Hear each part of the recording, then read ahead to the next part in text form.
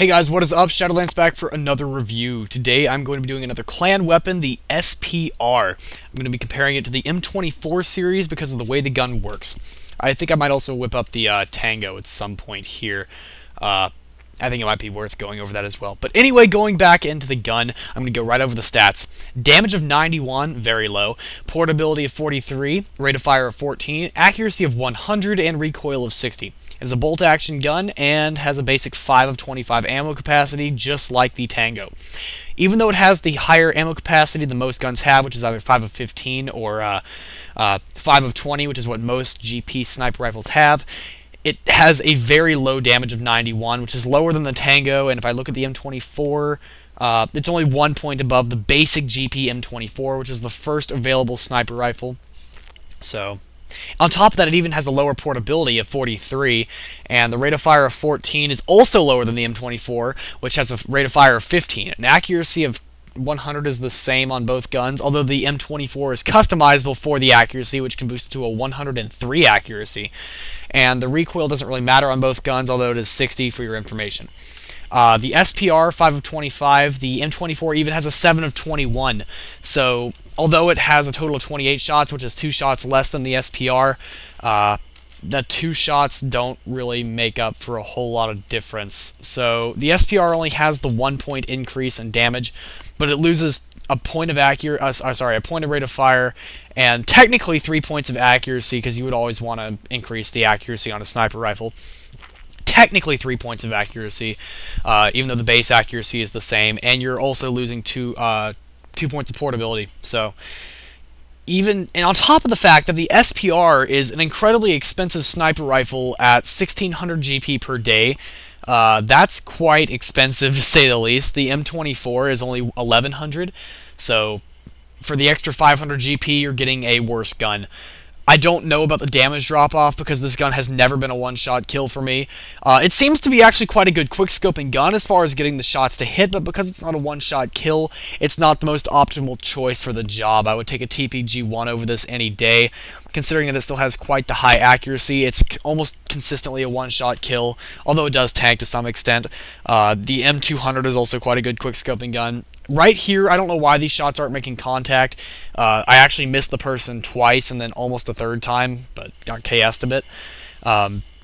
As far as what I could tell from the damage drop-off, it can't even kill a spec at longer ranges. Now, I know it just killed that one. I don't know if he was lit or something, but yeah, it cannot one-shot a spec at longer ranges. I mean, when I say spec, I mean the Raven and other non-tankers, so that's just what I would say. Has a very fast spread recovery, though. You guys can see that here as I grab my Fantastic. Or at least I thought it was a Fantastic. Isn't it a Fantastic? Yep, it's a Fantastic. But anyway, that's the reason I also brought in my Gile. I don't know why I didn't get my Unbelievable right there. I was so mad, but I broke the chain, so that was kind of obnoxious. You can put a suppressor and a magazine on it, and wait. Oh, I'm looking at my M24. But I guess you could still put a suppressor and a magazine on the SPR anyway, so I would say since it's almost never a one-shot kill anyway, might as well put an S1 suppressor on it, or if you're really looking to base rape, I guess maybe a a S3. I would still say an S1 would be more useful in general, but considering it's never a one-shot kill anyway, even on a recon vester, I would say you're probably best just, you're probably best off going ahead and putting on a silencer. It's like I hit this guy like several times long range with both of my guns, and he never dies, and he kills me actually. So that annoys me to no end, but yeah. You get it at a clan level of 2, so it's not a particularly high clan level weapon. There's no rank requirement on it as far as your own personal rank. It's a very low popularity weapon for a reason. The Tango and the M24 both outclass it, considering that the M24A3 and even the M24 Woodland are capable of one-shotting occasionally. I hit some people in the back with the SPR, and it still doesn't get the kill. So to be completely honest, although I actually kind of think the weapon looks awesome, and I like having the clan logo on the side of it, which is kind of funny just to mess around with sometimes, and just kind of cool, it's just not a good gun. It's really not. It has a very fast spread recovery, and it's great for aiming headshots long range, so I guess if that's your forte, or you just want to try quickscoping, it's a good gun to practice quickscoping with, but because you really have to try to hit twice, so it's a good way to practice being accurate with quickscoping. But as far as an actual competitive gun, I would almost never consider it.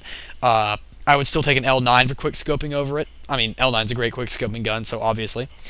The reload isn't the slowest in the world. I think it's actually faster than the Tango, so the reload isn't actually that bad. It's not the fastest, but it's definitely not the slowest by a long rate. It doesn't seem to be a good no-scoping gun, though. The overall spread size seems to be quite large, but it has a spread recovery similar to the M24, so it does go back to being a perfectly accurate gun quite quickly. So I would say you're probably pretty well set with that. But ooh, lucky headshot for the last bullet. But anyway, let's see. Gosh, I'm starting to like run out of breath here. I really would say if you really are dead set on trying this weapon, it's not a terrible weapon to try. It looks cool, but that's really about all it's got going for it. As far as the extended magazine, you probably should put an extended magazine 2 on it to get the extra 4 shots, because you're going to need them, because it's actually kind of a loud gun. It's not quiet by any means, which is another reason the silencer would be useful, I suppose. But considering how loud it is, and you're going to be attracting people quite quickly, which means you're going to have a lot more people on you than you probably want. And if you're dead set on using this gun over an SMG or something that you should be using, I can't really say a whole lot for you there. This is, if you want to use this weapon, power to you. And if you can be good with it, oh my god, I'd like to see a clip of it, because I can't imagine anyone getting a higher accolade with this gun. I mean, I know I got that fantastic earlier, but please keep in mind I also have the L96A1 Gile with me, which is quite an easy gun to get accolades with, if I do say so myself. That was a complete mouthful, and I am running out of things to say about this gun. This is incredibly embarrassing. I guess I'm going to go ahead and open up the, whatchamacallit, Tango, because I can't speak today. Let's open this up on the wiki. Tango_51. There we go. So looking at the Tango stats, we're seeing a damage of 98, which is almost consistently a one-shot kill, a portability of 44, a rate of fire of 10, an accuracy of 98, and a recoil of 63. The accuracy seems to be high enough, and the spread recovery is quite fast, so I mean, it's pretty much perfectly accurate as it is. It has the same 3 times magnification scope as the L9 and the SPR for that matter. The portability of 44 on the Tango is on the low side, but it's not the lowest in the world. The SPR is lower at 43. The damage of 98 is almost consistently a one-shot kill on a non-tanker, even to the chest, so that's kind of nice. I think I got my mic too close to my mouth there, sorry about that. Rate of fire of 10 on the Tango is quite low, but that's what quick switching is for. And to be honest, the reload on the Tango is really slow, so that's not something I enjoy doing, which is why I usually put an extended magazine 2 on the Tango. Let's see. The overall spread on the size of the Tango is smaller than the SPR from my experience. I can't say that as a 100% chance, but I'm quite sure that it is smaller, just because it feels like it's more consistent outside of scope for no-scoping. But that's just my personal experience. Like, I hit that guy in the chest point blank, and he didn't die, so that was incredibly inconvenient. He definitely did not have a spawn shield on, so just another thing I'd like to point out. I'm going to rearrange my mic here, guys. Sorry if that's a little bit obnoxious, but firing modes. Both of these guns are bolt action. I think that's pretty obvious at this point in the review.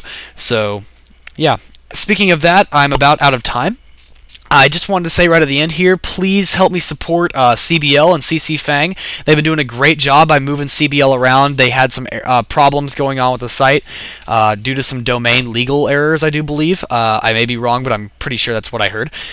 So if you guys could go check out, it's cbl.statdrive.net. If you guys would be willing to check them out, they've got their new site up and running. It looks awesome. It looks exactly the same as the old site, but I'm sure they'd be glad to see you around. Otherwise, thank you for watching this review. Please rate, comment, subscribe, and I will see you in the next video. Shadolance out.